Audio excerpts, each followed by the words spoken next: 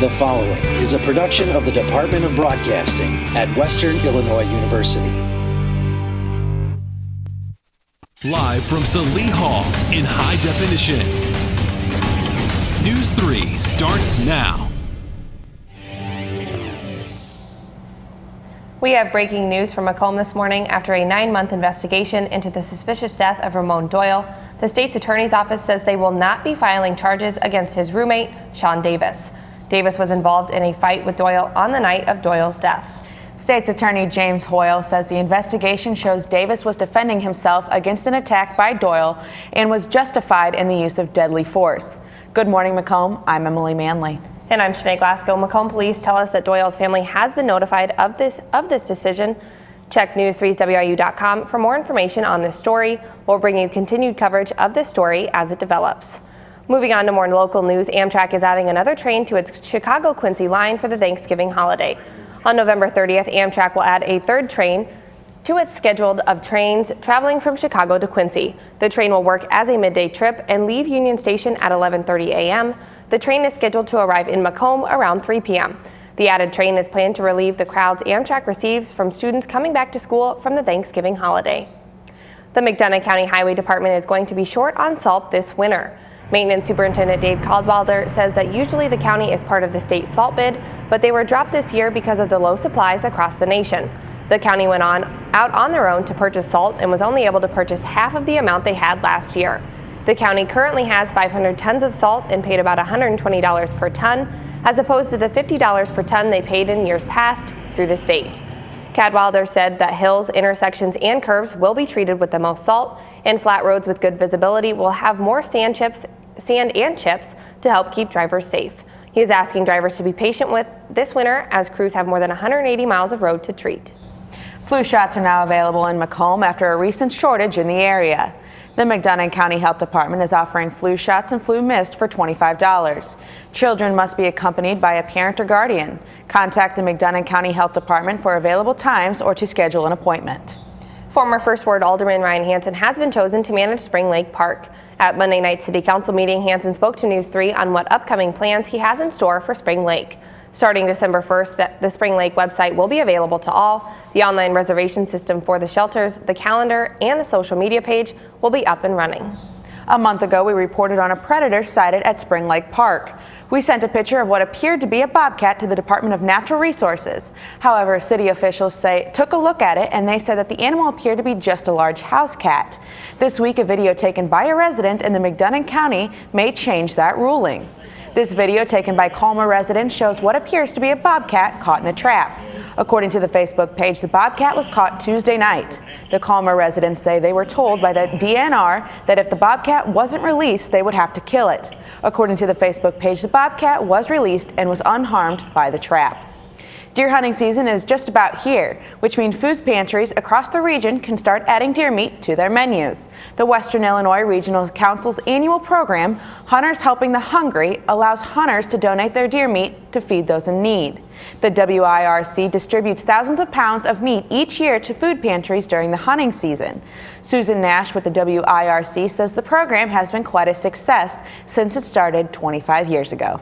You know, the program has just grown over the years from, very small, where we received like 500 pounds of donated deer, to 1 year we received 25,000 pounds. And it's been a wonderful program, and we get some very, very positive feedback, and, we really enjoy it.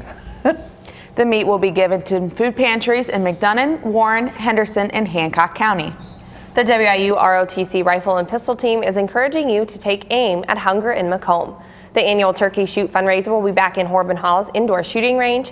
One target is $1 or one non-perishable food item. 6 targets are $5 or 5 non-perishable food items. Prizes will be awarded to the best shot. The event is to raise money for the team and raise food for the food pantries around Macomb.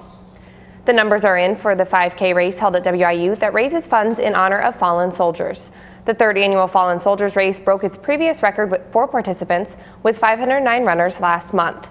Last year, the race had more than 450 runners and raised more than $16,000. Organizers say this year's race brought in more than $20,000 for the Fallen Soldiers Fund. Money raised for the race is awarded to veterans and service members currently enrolled at WIU. Following up from a story we brought to you last week, 30 American flags were stolen from that fallen soldiers 5K. Nearly a month later, no flags have been recovered. Retired U.S. Army Captain and WIU faculty member Lieutenant Colonel Macomb has offered a personal reward to anyone that has information leading to the arrest of those responsible for the thefts. A year after one of the most powerful tornadoes struck central Illinois, NEWS3 travels to Washington, Illinois and discusses with the community on rebuilding their lives. I just can't express how thankful I am. One family opens up to us about the most important phone notification of their lives, the one warning them of an impending danger. That's coming up next. And despite the sunshine outside, we're pretty cold. Temperatures are only in the upper teens. We do have snow in the forecast for your weekend. We'll have a look at your full forecast in a couple minutes.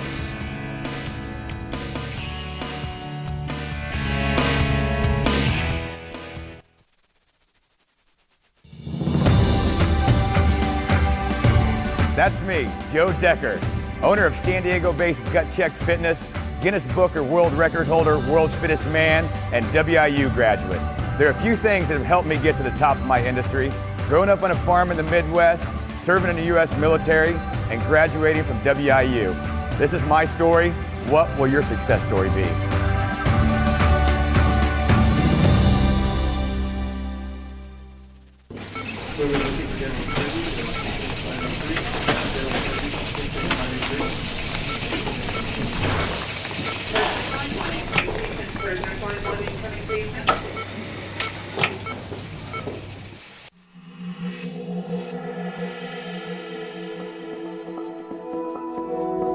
That's me, Chris Levingood, a senior broadcasting major at Western Illinois University. From networking in DC at a national conference to getting hands-on experience behind the news desk and in the field, the opportunities I have at WIU are preparing me for a successful media career. This is my story. What will your success story be?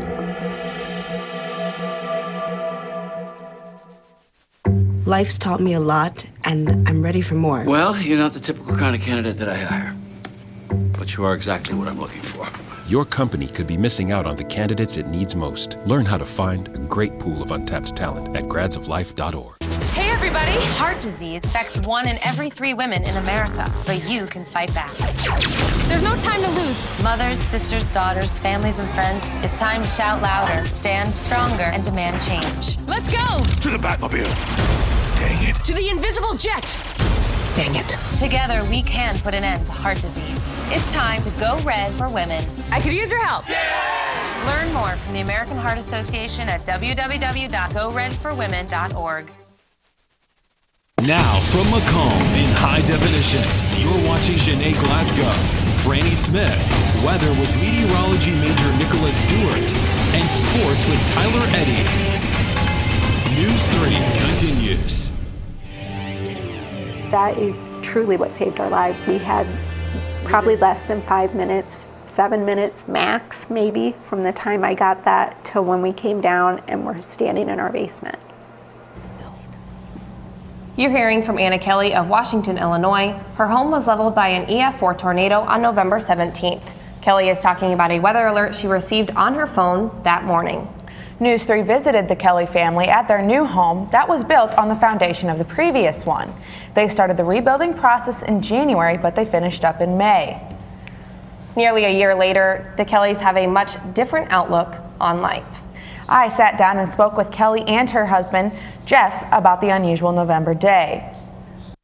It's generally not tornado season, but generally in the, second, third week of November, you're not sitting with your windows open either, so anything can happen.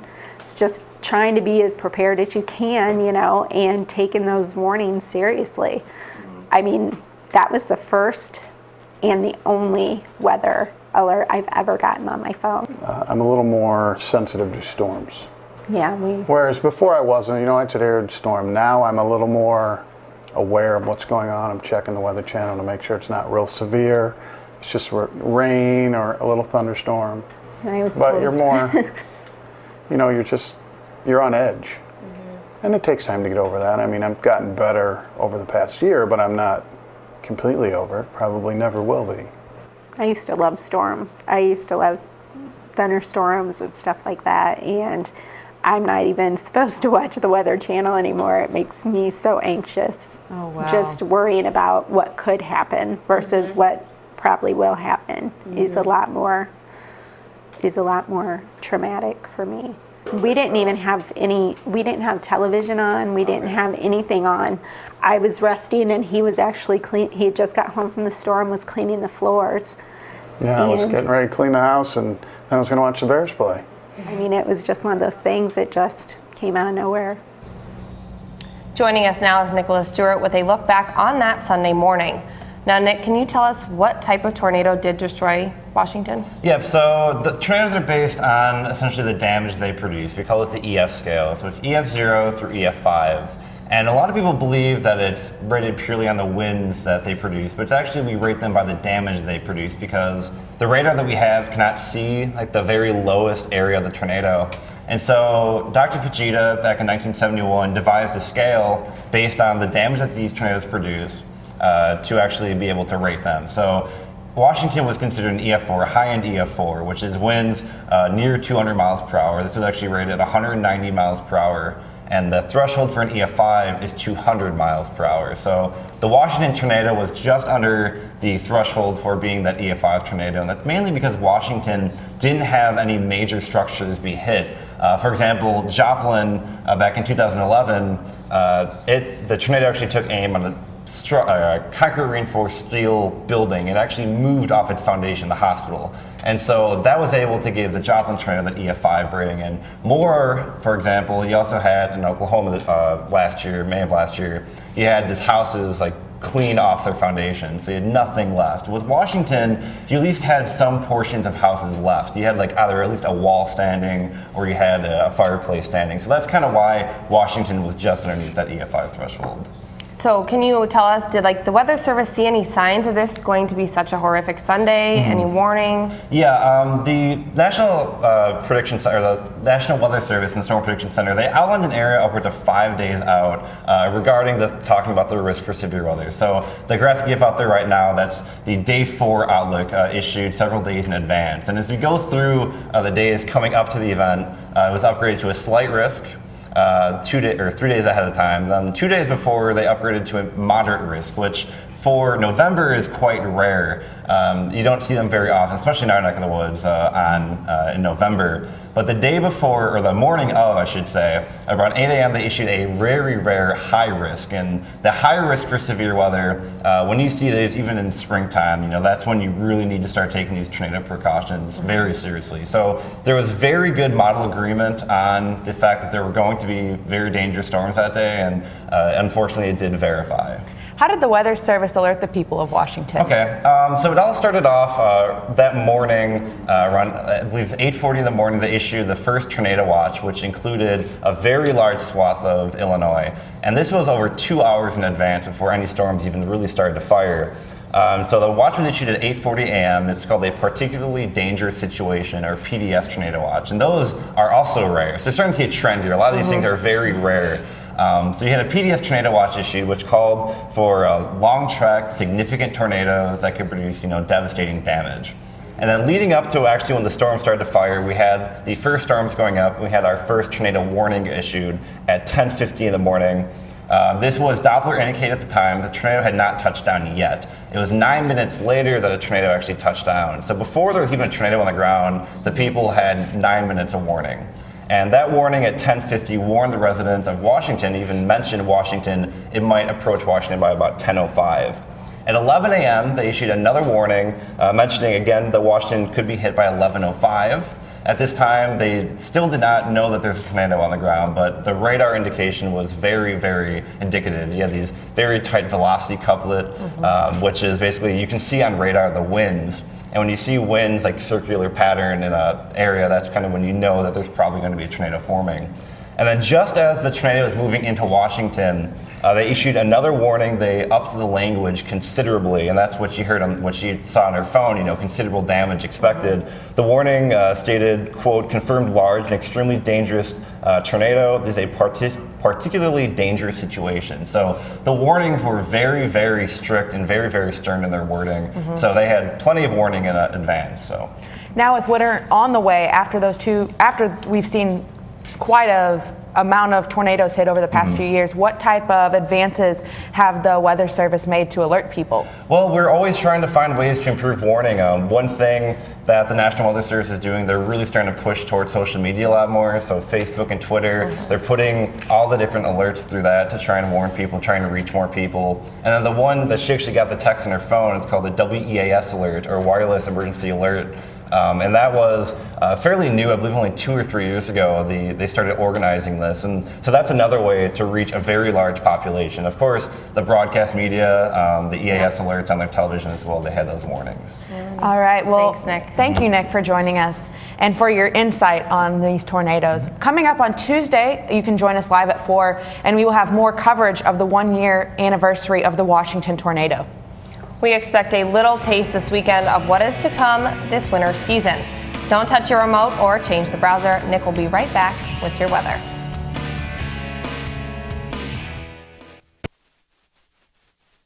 Stories, they happen everywhere. At News 3, we go the distance and tell them firsthand. Across the region, tornadoes tore through a neighborhood in Washington, Illinois. Across the state. Here at the state capitol in Springfield for the gubernatorial race. Across generations. We have a lot of people that are very dedicated. We're all volunteers. The stories that inform us, the stories that move us, the stories that matter from a fresh perspective. What did you want to be when you grew up? Now, how do you make it happen? Think purple, think success, think Western Illinois University. When the big stories strike, count on award winners to provide you intimate and in-depth coverage.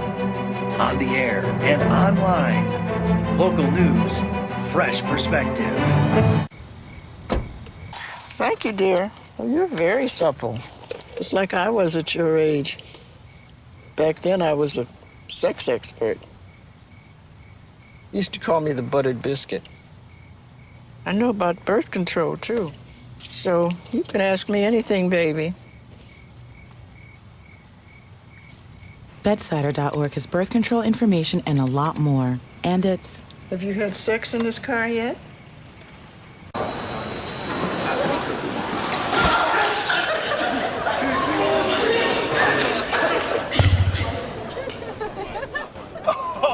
That's slow and look, he's blushing. Seriously. Okay.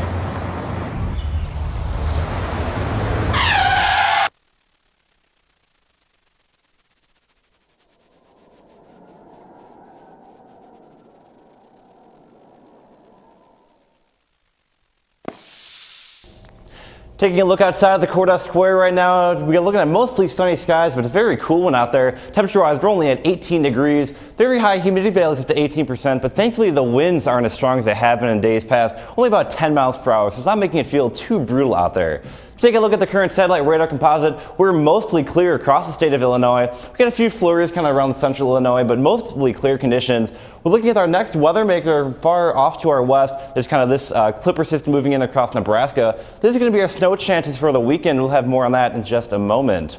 Taking a look at temperature-wise, again, we're very cool out there. All these pinks, that's indicative of teens. We're looking at only 17 in Davenport, 13 in Des Moines, 18 in Kansas City. Those cold temperatures, unfortunately, are here to stay for at least the next several days. So it's going to be pretty cool out there. And that's because we have the area of high pressure off to our south. While it's making us very clear, it's clearing out most of the snow flurries and most of the cloud cover. We are looking at a very cool air kind of moving in from the north. So this is also being reinforced by the snowpack up to our north, modifying the air, making it even colder. So we're dealing with very cold temperatures. We go into later today, the high pressure really kind of solidifies across areas off to our west. Again, keeping conditions mostly clear for us. But then moving into tomorrow, high pressure moves on off to our east. Moves on off to our east. put us a little bit in the warm sector, increase our humidity values just a little bit, and this will be pretty good help for making for some snow this weekend. And this is something we haven't seen quite some time in the Midwest. All these pink and purple shaded counties here, these are winter weather advisories calling for a few inches of snowfall that extends all the way from the Dakotas into Illinois. I wouldn't be surprised if we see a few more of these counties fill in through the day today. But again, we're not looking at a major snow event, just a couple inches here and there. Here's our latest morning model run of the weather models. You almost see like this hole right here in Macomb. Again, we almost looks like we're going to escape the most of it again. Most falls off to our north, about 2 to 3 inches off to our north, and then also off to our south in the Kansas City area. So a light dusting to maybe an inch. And these cold temperatures are really just going to pool because the jet stream digs very far south. And a very strong high, or a very strong low pressure up in the upper atmosphere, really digging that jet stream very far south, bringing in that very cold air as we go into the weekend. For today, we're looking at mostly sunny skies. We'll only get up to about 29 degrees. We're not even going to hit freezing. Getting winds about 10 miles per hour.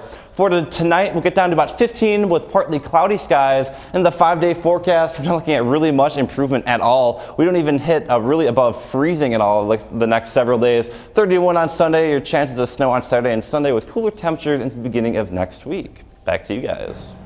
Thanks, Nick. That's really cold. I do not like that. But thank you, Nick. Sports is up next. Tyler will have a preview of all the Leatherneck action this weekend. Both basketball programs open their regular season. The men's team is gearing up to take on Pacific, and the women's team will take on Mizzou. And the Western Illinois football team will look to sweep the season in South Dakota. All that and more is still ahead on Good Morning Macomb.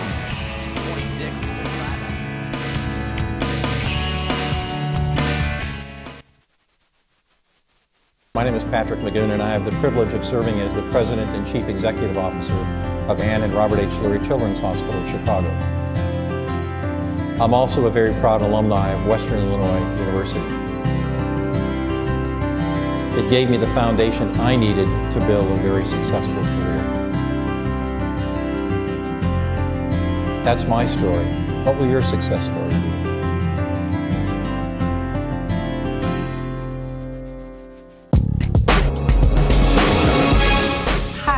That's me, Sammy Marshall, a junior exercise science major at Western Illinois University, shortstop on the Leatherneck softball team, and Summit League Player of the Year. At Western, I take my GPA just as seriously as I take my batting average. My experiences with faculty, my coaching staff, and the community are helping shape my future in exercise science. This is my story. What will your success story be?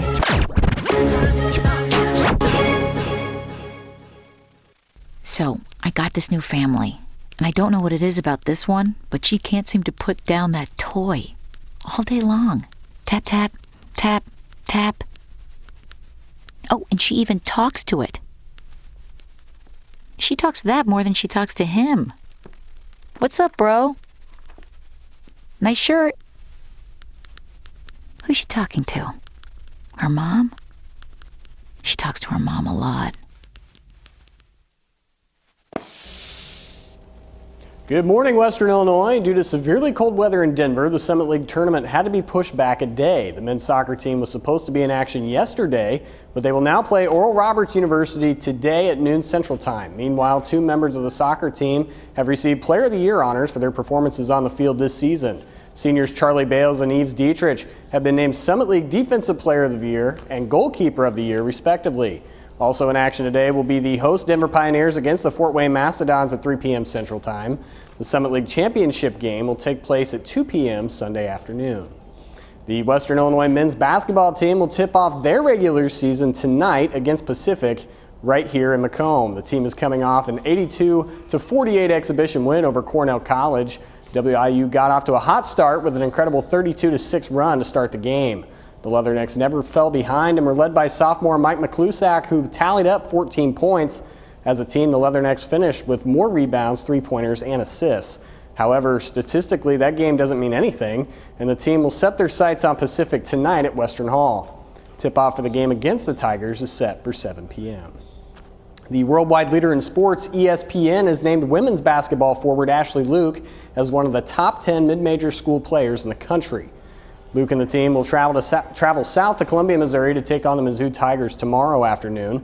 Luke is just one of 4 returning players who averaged at least 20 points per game and 10 rebounds per game a season ago. Standing at 6'1", Luke is considered an undersized mid-major forward, but her play certainly doesn't show it. She recorded a double-double in the exhibition game against the Cardinals, and 2 other players scored in double figures. Tori Neiman played 23 minutes against the Cardinals and racked up 14 points. Saturday's contest will be a homecoming of sorts for Neiman. She played at Mizzou for 2 years before transferring to Western in 2012. Tip-off is set for 2 p.m. Now to football, where just 64.1 miles will separate where the Leathernecks won big last week and where they're looking to win again tomorrow. WIU ran away with the game in the second half against the Coyotes in Vermilion, South Dakota last week. Tomorrow will be a much different scenario for 2 reasons. 1, the South Dakota State Jackrabbits don't play indoors, and 2, the Jackrabbits are also the 19th ranked team in the country. SDSU will be the 7th ranked team the Leathernecks will face in 2014, which is the most ranked opponents WIU has ever played in a single season. The Western Illinois offense will be led by sophomore quarterback Trenton Norvell, who is the reigning Offensive Player of the Week. Kickoff for the game in Brookings is set for 2 p.m. And it's time for the News 3 Play of the Day. Today's Play of the Day comes from the Bulls and Raptors game last night. Raptors off to a hot start. And Grievous, he would take it. He finds Grievous Vasquez, who finds James Johnson for the nasty slam dunk. And take another look as Vasquez draws the nice no-look pass to Johnson, and he knows how to finish. Right there, that's beautiful. The Raptors take home the Play of the Day. And the Bulls would go on to win that game, but Derrick Rose left late with a hamstring injury. So the Bulls are barely squeaking by this season. They've had a lot of injuries, Joakim Noah, Jimmy Butler, and also Derrick Rose. So it's kind of tough without them out there on the court, but they're getting by. I was going to say, I watched a few games this week, and they are getting by, even though Derrick Rose the other night, I think it was Monday night, kind of took a fall, and it didn't look too good, but it looked like everybody got up and everyone took a deep breath after that. So thank you, Tyler. You're welcome. We'll be right back with your final weather after the break.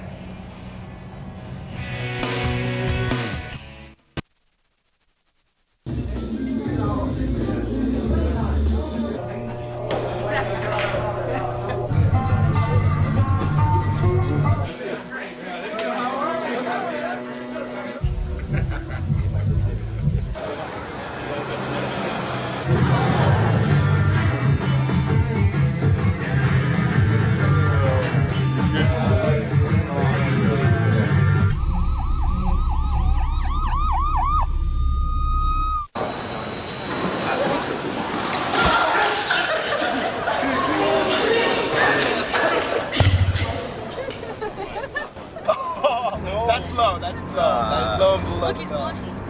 Seriously? Okay.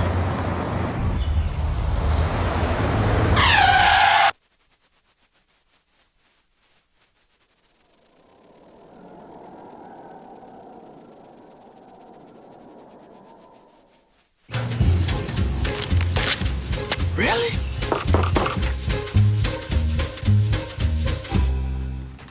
Buzz, what's up, man? You left some leaves burning out here. Yeah, I just came in just for a second. Come on, man. If it's too hot to touch, it's too hot to leave. You could torch the whole neighborhood. It's a good point there, Smokey. 9 out of 10 wildfires are caused by humans. Only you can prevent wildfires.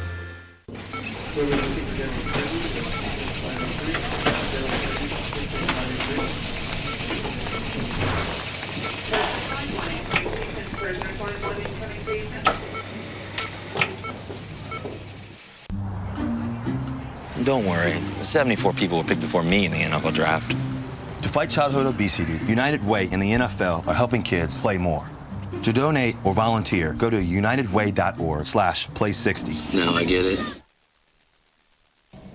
Yeah, despite the sunny skies, we're going to look at temperatures only getting up to about 29 degrees today. West winds about 5 to 10 miles per hour. Tonight's going to be another cold one, only 15 degrees, partly cloudy skies. West winds about 5 miles per hour. Again, the 5-day forecast, the only day above freezing is tomorrow, but that's when we get our snow chances. About an inch of snow, maybe just a little bit more into Sunday as well. But temperatures really cool off for the start of the work week on Monday, only 23 degrees as a high.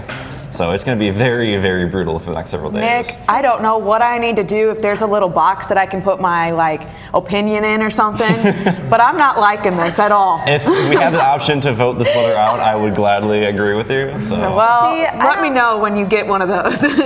I don't like the cold, but I do like the snow. Sometimes it's pretty. Yes, the snow, I can deal with the snow right off the bat, but I don't like it after a prolonged effect. So. Well, thanks, Nick. That'll do it for us this morning. For Nicholas Stewart, I'm Shanae Glasgow. And for Tyler Eddy, I'm Emily Manley. We're going to stay on top of your news over the weekend and bring you the latest updates Tuesday, live at 4. Until then, we're always online and on social media. Have a good morning, Macomb.